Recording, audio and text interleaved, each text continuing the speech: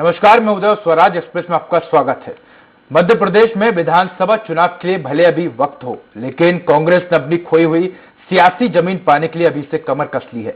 इसी कड़ी में मध्य प्रदेश युवा कांग्रेस ने भोपाल में महंगाई, बेरोजगारी, प्रोफेशनल एग्जामिनेशन बोर्ड के जरिए होने वाली भर्ती की गड़बड़ी को लेकर प्रदर्शन किया। युवा शंखनाद हल्ला बोल कार्यक्रम में सबसे पहले 5 पंडितों ने स्वास्तिक मंत्र पढ़ा और शंख बजाकर युवा शंखनाद का आगाज किया। इसके बाद युवा कांग्रेस के कार्यकर्ता सीएम आवास को घेरने के लिए निकले, लेकिन व्यापम तिराहे पर पुलिस ने हजारों कार्यकर्ताओं को रोक दिया। इस दौरान पुलिस और प्रदर्शनकारियों के बीच जोरदार झड़प भी हुई। वहीं पुलिस ने युवा कांग्रेस कार्यकर्ताओं को रोकने के लिए वाटर कैनन का इस्तेमाल भी किया। हल्ला बोल कार्यक्रम में युवा कांग्रेस के राष्ट्रीय अध्यक्ष बीबी श्रीनिवास, प्रदेश कांग्रेस अध्यक्ष कमलनाथ, नेता प्रतिपक्ष डॉक्टर गोविंद सिंह, पूर्व केंद्रीय मंत्री सुरेश पचौरी, अरुण यादव और पूर्व नेता प्रतिपक्ष अजय सिंह समेत युवा कांग्रेस अध्यक्ष विक्रांत भूरिया भी मौजूद रहे। ये तस्वीरें आप उस वक्त की देख रहे हैं जब युवा कांग्रेस के कार्यकर्ता सीएम हाउस का घेराव करने निकले थे। इस दौरान पुलिस वालों ने कांग्रेसी कार्यकर्ताओं पर वाटर कैनन का प्रयोग किया और उन्हें रोकने की कोशिश की। वहीं इस पूरे मामले को लेकर युवा कांग्रेस के इस प्रदर्शन को देखते हुए मध्य प्रदेश के गृह मंत्री नरोत्तम मिश्रा का बयान सामने आया। उन्होंने कहा कि युवा कांग्रेस को प्रदर्शन की जगह प्रायश्चित करना चाहिए। कांग्रेस नेताओं ने घोषणा की थी कि बेरोजगारी भत्ता दिया जाएगा। क्या किसी को भी बेरोजगारी भत्ता दिया गया है? प्रदर्शन की जगह अगर प्रायश्चित करे युवक कांग्रेस तो ज्यादा अच्छा है। जो उनके नेता थे उन्होंने घोषणा की थी रोजगार देने की, 15 महीने में कितने को रोजगार दिया। जो उनके नेता थे उन्होंने घोषणा की थी बेरोजगारी भत्ता देने की, क्या किसी एक को भी दिया? तो इसलिए प्रायश्चित अगर करे युवक कांग्रेस तो शायद जनता को ज्यादा समझ में आएगा।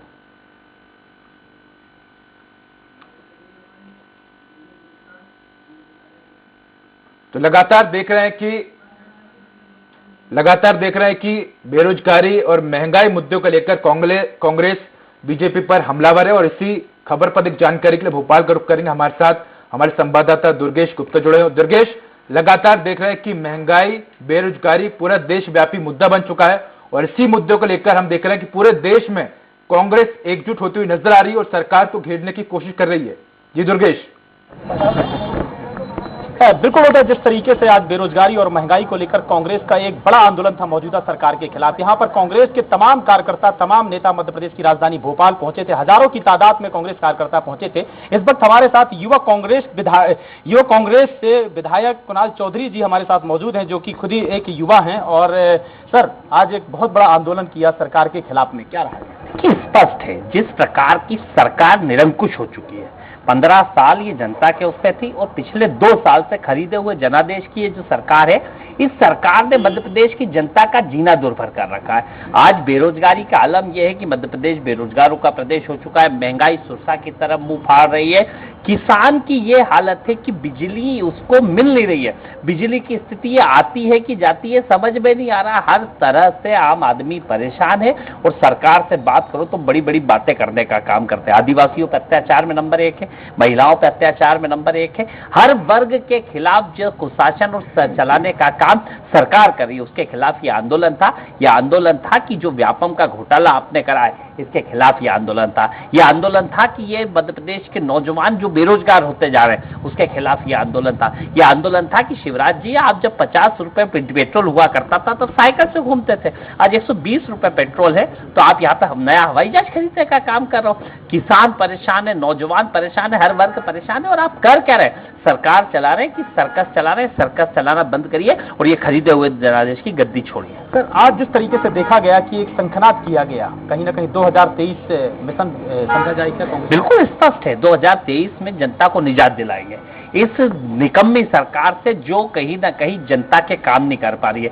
जो बड़ी बड़ी बातें और जो सिर्फ मुंह से गोले फेंकने का काम करती है और जनता प्रताड़ित से परेशान है। इसके खिलाफ आज शंखनाद किया गया और स्पष्ट रूप से आगे भविष्य के अंदर एक बड़े आंदोलनों के साथ सड़कों के ऊपर कांग्रेस पार्टी दिखेगी और कहीं ना कहीं बीजेपी को सबक सिखाने का काम। सबसे अहम बात यह है कि कांग्रेस पार्टी के काफी सभी दिग्गज नेता आज एक ही पटल पर नजर आए और सभी ने दमखम से जिस आंदोलन की रूपरेखा तैयार की, उस तरीके से आंदोलन भी आपका सफल रहा। तो क्या माना जाए, अब कांग्रेस पार्टी पार्टी जिस तरीके से हमेशा से मौजूदा सरकार यानी कि भारतीय जनता पार्टी आरोप लगाती रही कि कांग्रेस पार्टी गुटों और गिरोह में बटी हुई पार्टी है।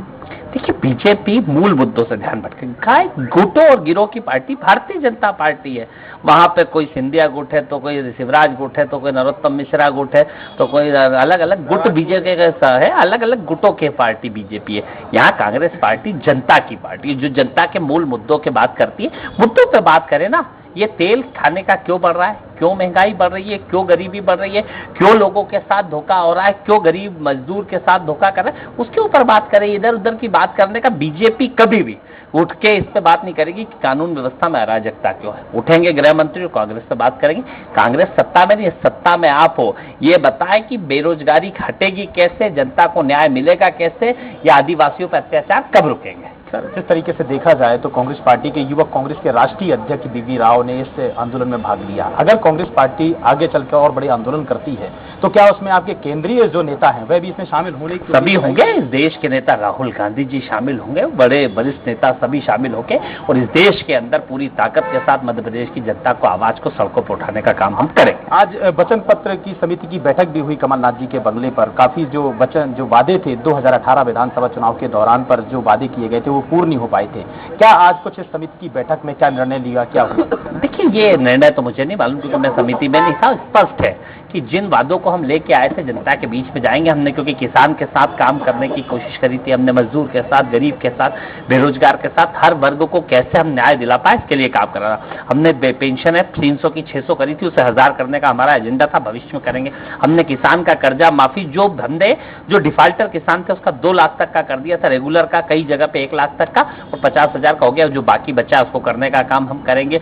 जो हर गौशाला हमने खोली थी उन गौशालाओं को बंद करवाने में ये लगे, उनको हम चलाने का काम करेंगे। मध्य प्रदेश की आम जनता की असली आवाज को उठाने का काम हम आगे करते रहेंगे। सर, इस प्रदर्शन के दौरान पर देखा गया कि पुलिस बल को वाटर कैनन का उपयोग करना पड़ा, काफी मात्रा बैरिकेडिंग लगाई गई, जहां तक कि कांग्रेस कार्यकर्ताओं को जो प्रदेश कांग्रेस कार्यालय के बाहर रेड क्रॉस हॉस्पिटल है वहां से भी आगे नहीं जाने दिया गया। क्या माना जाए? देखिए, सरकार में पुलिस का उपयोग सरकार तानाशाह बनने के लिए करने लग गई है। सरकार जिन आतंकवादियों को, अपराधियों को पकड़ना, उनको तो खुलेआम सरकार ने छोड़ रखा है। और जो लोग सड़कों पे आके आंदोलन करते हैं, पहले बहुत बहस के गए कि जिस दिन ये सड़कें सूनी हो जाएगी उस दिन ये संसद आवारा हो जाएगी। इस संसद को, विधानसभा को आवारा होने से रोकने के लिए कांग्रेस पार्टी सड़कों पर आंदोलन, और ये मौलिक अधिकार है। आंदोलनकारियों पर लाठियां, आंसू गैस के गोले, के वाटर कैनन, जिस प्रकार से आतंकवादी, हम आतंकवादी नहीं, हम इस मध्य प्रदेश की जनता की आवाज, और विपक्ष का अपना काम है कि सड़कों पे आए, आंदोलन करे, प्रदर्शन करे, जनता के हक और अधिकार की बात करे, पर उन आंदोलनों को दबाने के लिए पूरी ताकत से तानाशाही पे सरकार बैठी हुई है। लेकिन आकलन किया गया था करीब 50,000 की तादाद से भी ज्यादा युवक कांग्रेस कार्यकर्ता एकत्रित होंगे, मगर तस्वीर कुछ हटके थी उससे। बेहतर तस्वीर थी। मध्य प्रदेश का युवा इस भर गर्मी के अंदर सड़कों के ऊपर खड़ा हुआ था, लाठियां खा रहा था, आंदोलन कर रहा था, इस शादियों के मौसम में अपने लोगों के अधिकारों के लिए काम कर रहा। आप इस जज्बे और जुनून को देखिए और देख लीजिए कि बीजेपी का असर क्या होगा, और स्पष्ट रूप से इनकी सरकार तिनके की तरह उड़ जाएगी। तो स्पष्ट तौर से होता है यहाँ पर जो युवक तमाम मध्य प्रदेश के तमाम जिलों के युवक कांग्रेस कार्यकर्ता आए थे, और भी कार्यकर्ता हमारे साथ मौजूद है, हम उनसे चर्चा करते हैं। सर, मेरा एक सवाल है, पन्ना से आया हूँ, क्या आप ये कितनी तादाद में पर... जी उदय जी, मेरा सवाल है कि अगर बात की जाए कमलनाथ की तो वो भी सड़कों पर उतर चुके हैं, और अगर बात की जाए नरोत्तम मिश्रा की तो नरोत्तम मिश्रा ने भी कांग्रेस के इस प्रदर्शन पर पलटवार किया, और उन्होंने कहा कि कांग्रेस के नेताओं को प्रदर्शन की जगह प्रायश्चित करना चाहिए, क्योंकि कांग्रेस ने भी अपने घोषणा पत्र में बेरोजगारी और बेरोजगारों को भत्ता देने की बात कही थी।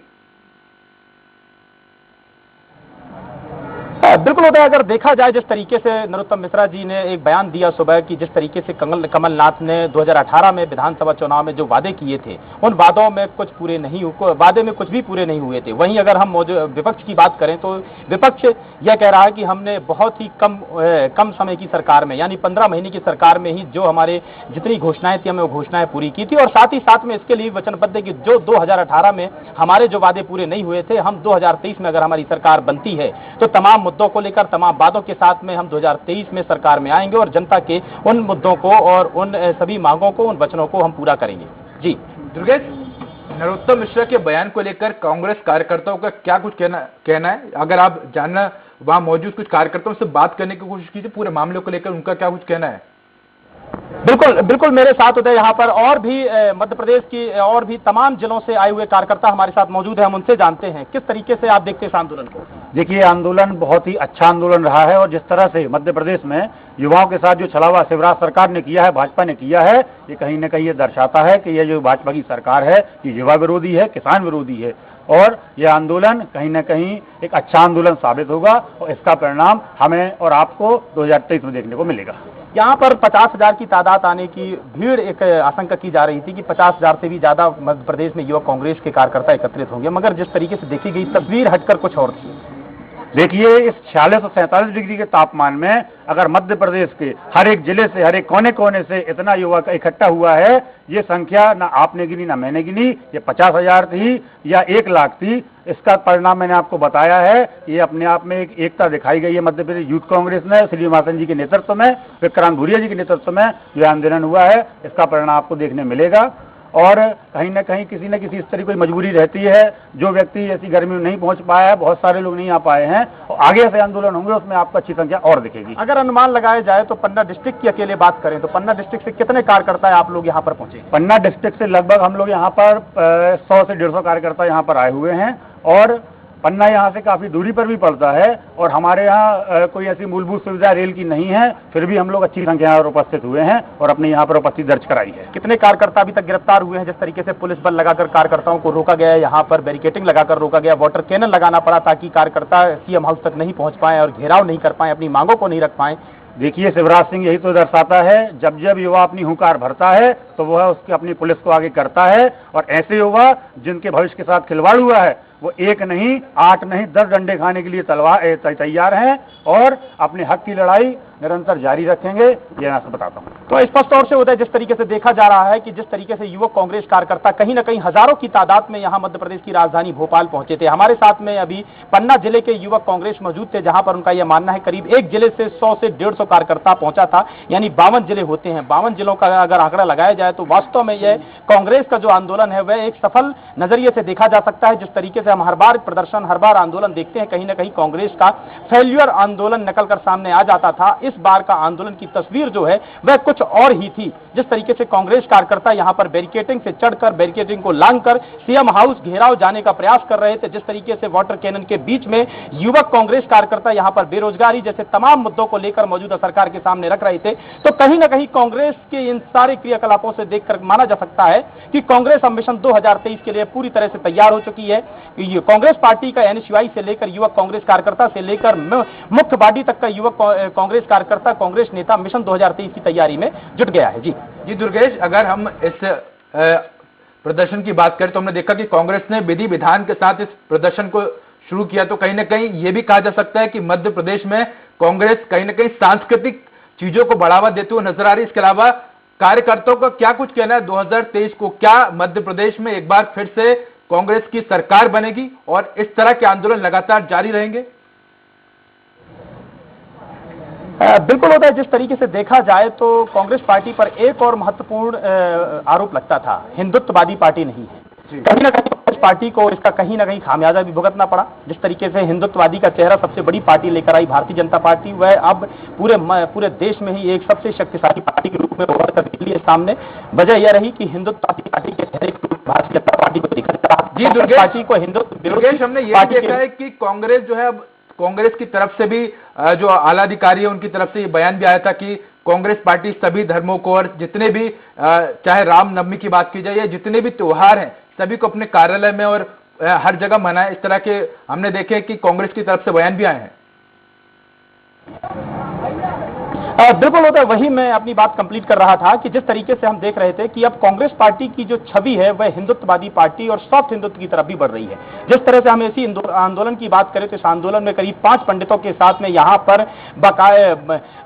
पूजा पाठ करके और शंखनाद करके इस कार्यक्रम का शुभारंभ किया गया। और जिस तरीके से यहाँ पर एक शंखनाद का मतलब होता है, जिस तरीके से हमारे हिंदुत्व में माना जाता है कि किसी भी धार्मिक कार्य या अच्छा कार्य करने के पहले अगर शंख बजाया जाए तो आवश्यक ही उसमें एक फतेह हासिल होती है, जीत हासिल होती है। तो कहीं ना कहीं कांग्रेस पार्टी का शंखनाद स्पष्ट तौर से दर्शाता है कि 2023 विधानसभा चुनाव को लेकर कांग्रेस पार्टी पूरी तरह से तैयार है। और ये चुनाव के लिए शंखनाद किया गया है। इसी के साथ साथ में अगर हम सॉफ्ट हिंदुत्व की बात करें तो जिस तरीके से, बिल्कुल जैसा कि आपने जिक्र किया कि एक जिस तरीके से सांस्कृतिक कार्यक्रमों की आगे बढ़ रही है, सॉफ्ट हिंदुत्व की तरफ आगे बढ़ रही है, और सॉफ्ट हिंदुत्व के साथ साथ में किसी भी कार्य को करने के पहले कहीं ना कहीं वह एक हिंदुत्व धर्म के मुताबिक जो पूजा पाठ होती है और जो पूजा क्रियाकलापें होती हैं उसके मुताबिक सारे काम करते हैं। इसके अलावा अगर हम बात करें तो समय समय पर चाहे वह रामनवमी हो, चाहे हनुमान जयंती हो, उस वक्त भी सुंदरकांड सहित रामनवमी जैसे त्योहार मनाने की कांग्रेस पार्टी बात करती है। तो कहीं ना कहीं अब कांग्रेस पार्टी जिस तरीके से सॉफ्ट हिंदुत्व की तरफ बढ़ रही है, इसको स्पष्ट तौर से इस नजरिए से देखा जा सकता है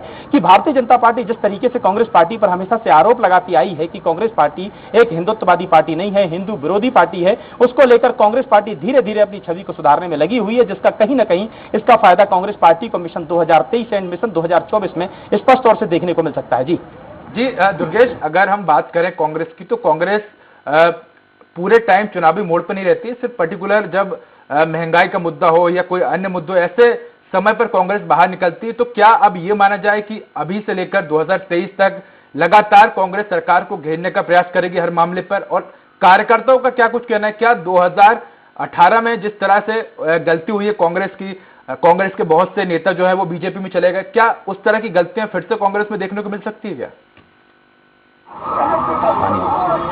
बिल्कुल उदय, जिस तरीके से देखा जाए तो कांग्रेस पार्टी बिल्कुल स्पष्ट तौर से जब तत्कालीन सरकार कमलनाथ की सरकार बनी 2018 में, जब जनता यहां मध्य प्रदेश में कमलनाथ की सरकार बनी, 15 महीने तक कमलनाथ की सरकार ने काम किया। उसके बाद में कांग्रेस पार्टी के एक बहुत बड़े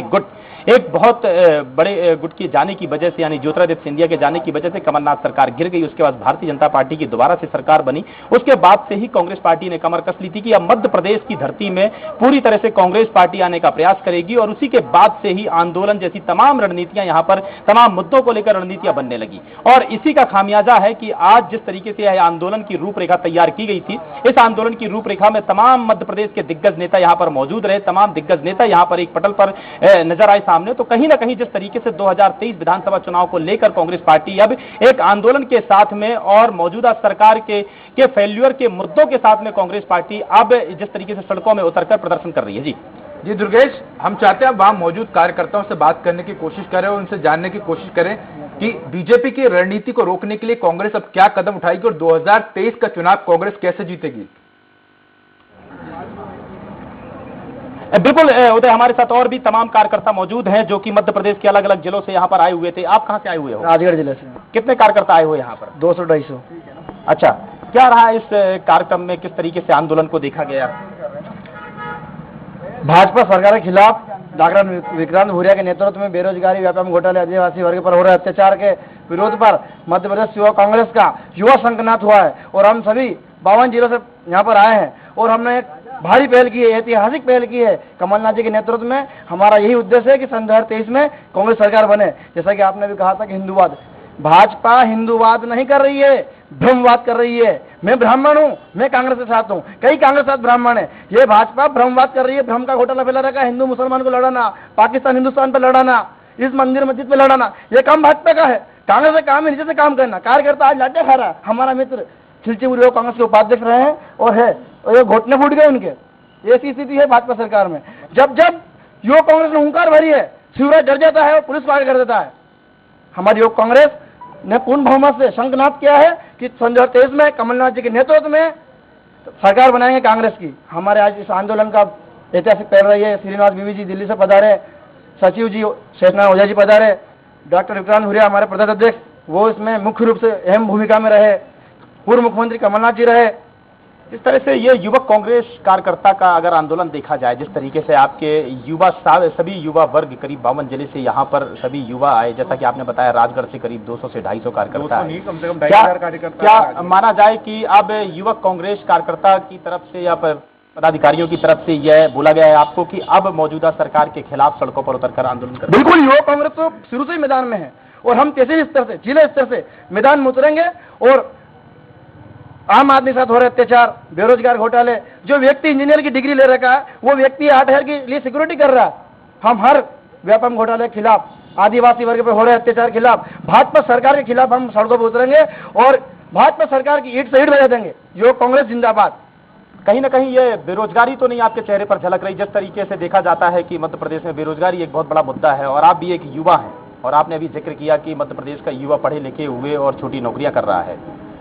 बिल्कुल, भाजपा सरकार ने नौकरियां कहाँ दी है? वादे की अच्छे दिन आएंगे, 15 लाख आएंगे, क्या हुआ? मध्य प्रदेश में शिवराज सरकार 18 साल से हो चुकी है, 14 चरण चल रहा है, क्या हुआ? ना नौकरी लगी, ना कोई नया विकास हुआ, सिर्फ ब्रह्मवाद और घोटाले। दुर्गेश, आप बात करने की कोशिश कीजिए कार्यकर्ताओं से, मैं लौटूंगा आपके पास। हमारे साथ कांग्रेस प्रवक्ता अब्बास हफीज जी जुड़ चुके हैं। अब्बास जी, स्वागत है आपका स्वराज एक्सप्रेस में। सर, आप सुन पा रहे हैं मुझे? अब्बास हफीज, मैं सुन पा रहा हूं, आप सुन पा रहे हैं मुझे? जी सर, अगर बात की जाए कांग्रेस के प्रदर्शन की, तो हम देख रहे हैं कि लगातार कांग्रेस, चाहे केंद्र सरकार हो या राज्य सरकार हो, जिस तरह से महंगाई बढ़ रही है, कांग्रेस पूरे देश में लगातार केंद्र सरकार और राज्य सरकार का विरोध कर रही है। ऐसे में क्या माना जा रहा है कि क्या ये 2023 की रणनीति पर को लेकर कांग्रेस इस तरह से विरोध प्रदर्शन कर रही है, या वाकई में ये आम जनता के लिए विरोध प्रदर्शन हो रहा है? देखिए, सबसे पहली बात है कि बात अब बहुत आगे जा चुकी है, चुनाव से बहुत आगे जा चुकी है। जी। ये समझ लीजिए कि पानी सर के ऊपर है। जनता का जीवन गुजारना आज मुश्किल हो चुका है। जनता के लिए महंगाई जो है वो इतनी बड़ी समस्या बन चुकी है कि घर चलाना नामुमकिन हो चुका है। बेरोजगार युवाओं हर घर के अंदर मौजूद है। आपने देख लिया है आज की तारीख के अंदर परेशान त्राहिमाम के हालात हैं। हमें जनता को बचाने के लिए सड़कों पर आना पड़ रहा है और हम सड़कों पर हैं, लाठियां खाने के लिए, तानाशाही रवैये को सामना करने के लिए। हमारे कार्यकर्ताओं पर झूठे मुकदमे लग रहे हैं, कार्यकर्ताओं पर लाठियां चलाई जा रही हैं। अंग्रेजों का दौर याद आ रहा है और ऐसा लगता है कि कांग्रेस जिसने अंग्रेजों से भारत को छुड़ाया था, एक बार फिर इन तानाशाहों से छुड़ाएगी, ताकि बेरोजगारी, महंगाई, व्यापम जैसे घोटाले अब आगे जाके इससे जनता को निजात मिले। लेकिन ये गलत है और ये हमारी आवाज को नहीं दबा पाएंगे। जी अब्बास जी, लेकिन बीजेपी के तरफ से गृह मंत्री नरोत्तम मिश्रा ने कहा है कि कांग्रेस को प्रदर्शन की जगह प्रायश्चित करना चाहिए, क्योंकि कांग्रेस ने घोषणा की थी कि बेरोजगारी भत्ता दिया जाएगा। क्या किसी को बेरोजगारी भत्ता दिया गया है? क्या कभी नरोत्तम मिश्रा जी हो या उनके सहयोगी सहपाठी साथी हो, वो विपक्ष की भूमिका से बाहर आके सत्ता पक्ष की भूमिका में आएंगे? क्या ये सिर्फ कांग्रेस को कोसने पीटने की ही माला जपने का काम करते रहेंगे या कुछ काम भी करेंगे? आज धरातल पे अपने अपने काम करने की जगह पे होड़ लगी हुई है मुख्यमंत्री की कुर्सी को देखने की हर भाजपा के मंत्री के अंदर। कांग्रेस पार्टी की सरकार 3 साल से नहीं है, अल्प समय के लिए 15 महीने के लिए आई थी। जो वो बात कहते हैं, आरोप लगाते हैं, स्टाइपेंड की बात करी थी, रोजगार देने की बात करी थी, भत्ता उस शक्ल में दिया जाना था जिसपे काम शुरू भी कर दिया था। क्या 5 साल हमें पूरे मिले? हम जितना 15 महीने में कर सकते थे हमने उससे ज्यादा किया, लेकिन हमारी हर योजना को रोकने का काम नरोत्तम मिश्रा जी की तथाकथित सरकार ने किया, जिसके वो मुखिया बनना चाहते हैं। तो वो इस तरह की बातें करते रहते हैं। वो अपनी दिशा, अपना रूपरेखा बताएं और बताएं जनता को कि उनके पास जनता के दुख का इलाज क्या है। कोई इलाज नहीं है। कांग्रेस को कोसने से, कांग्रेस को बुरा भला कहने से कुछ होगा नहीं। आज बेरोजगार युवा फांसी लगाने की कगार पे खड़ा है, आत्महत्या कर रहा है। इस तरह से महंगाई की मार झेलने वाले गृहिणी जो है उससे उसका दुख पूछिए, उसकी पूरा पीड़ा पूछिए। आज अनेक लोग मजबूर है सड़कों के ऊपर आने को। क्या करेंगे? वो किसान बदहाल है, हर वर्ग परेशान है, ओबीसी का आरक्षण छीन लिया है सरकार ने। एक ऐसी सरकार है जो हर वर्ग के विरोध में खड़ी हुई है। तो ऐसे में कांग्रेस को गलत कहने की जगह पे आत्मचिंतन करे भाजपा, वो सत्ता का धर्म निभाए।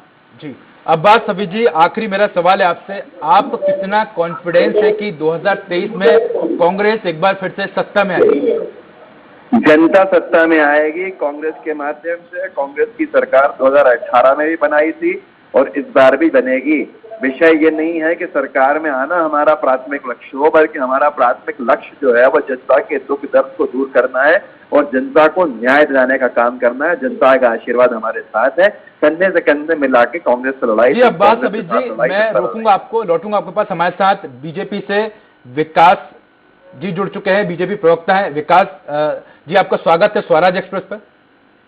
जी विकास जी, जिस तरह से हम देख रहे हैं कि लगातार महंगाई और बेरोजगारी के मुद्दे को लेकर कांग्रेस सड़कों पर उतरी है, कितना आपको लगता है कि ये मुद्दे महत्वपूर्ण है और कांग्रेस जो ये मुद्दा कर रही है वो 2023 के चुनाव के लिए नहीं, बल्कि जिस तरह से बेरोजगारी और महंगाई बढ़ रही है उसको लेकर किया जा रहा है?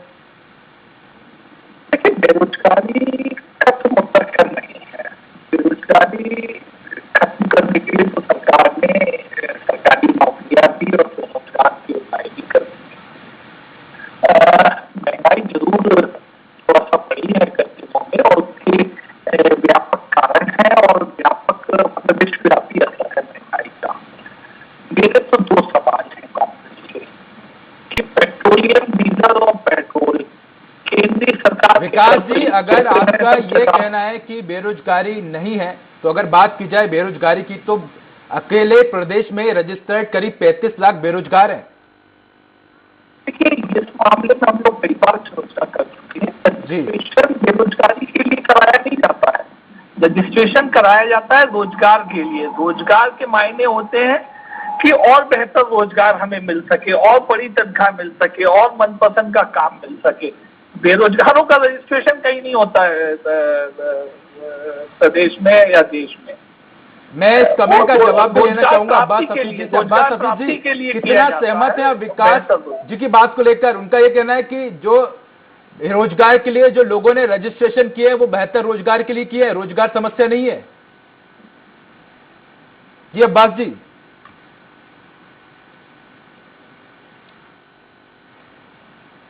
लगता है अब्बास जी से हमारा संपर्क नहीं हो पा रहा है।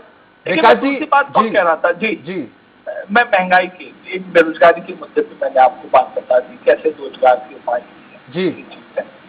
जहां तक महंगाई का प्रश्न है, कांग्रेस को एक बात का जवाब देना चाहिए अपने प्रदर्शनों के माध्यम से कि क्या कारण है कि सर, अगर आप महंगाई की बात कर रहे हैं और आपका ये कहना है कि महंगाई नहीं बढ़ी, तो मैं आपको आंकड़े बता दूं कि 2000 नहीं, मैं ये कब कह रहा हूं? मैं तो कह रहा हूं कि महंगाई विश्वव्यापी रूप से बढ़ी है, उसमें हिंदुस्तान भी डिसीज रहा है, हम उसके उपाय कर रहे हैं। विकास जी, अगर पूरे विश्व की बात की जाए तो भारत में महंगाई दर ज्यादा बढ़ी है, भारत का रुपया कम हुआ है, उसकी वैल्यू कम हुई है।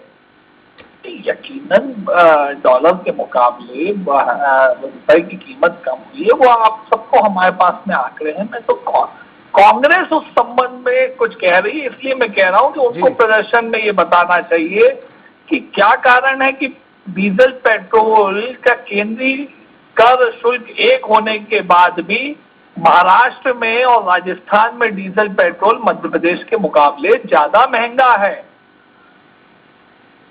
इसके बराबर ही हो जाता कम से कम, लेकिन यहाँ से भी ज्यादा महंगा है। जी, लेकिन जिस तरह से कांग्रेस लगातार आरोप लगा रही थी कि ये जो 5 राज्यों के चुनाव है, ये जब खत्म हो जाएंगे तो पेट्रोल डीजल के बढ़ जाएंगे, लेकिन अगर बात की जाए तो पेट्रोल डीजल के दाम हम एक बार फिर से बढ़ते हुए देख रहे हैं चुनाव खत्म होने के बाद। 118 रुपए पेट्रोल डीजल के दाम हो गए सर। आम जनता कैसे लेगी इतना महंगा पेट्रोल? ठीक, हम उस परेशानी को समझ रहे हैं, उसके लिए उपाय किए जा रहे हैं। मोदी जी ने आह्वान भी किया है कि चूंकि डीजल पेट्रोल की इंटरनेशनल कीमतें बढ़ी हैं, तो इसमें अब प्रदेश सरकारों को भी अपनी तरफ से रियायत देने का प्रयास करना चाहिए। केंद्र सरकार भी अपने तय प्रयास कर रहा है, किए भी है। इसका मतलब है जब माननीय प्रधानमंत्री जी इस आह्वान विकास जी, तो हम कह सकते हैं कि इसी तरह की समस्या महाराष्ट्र की सरकार भी समझ रही होगी और वहां पर भी पेट्रोल डीजल के दामों में कमी आएगी। विकास जी, धन्यवाद आपका हमारे साथ जुड़ने के लिए।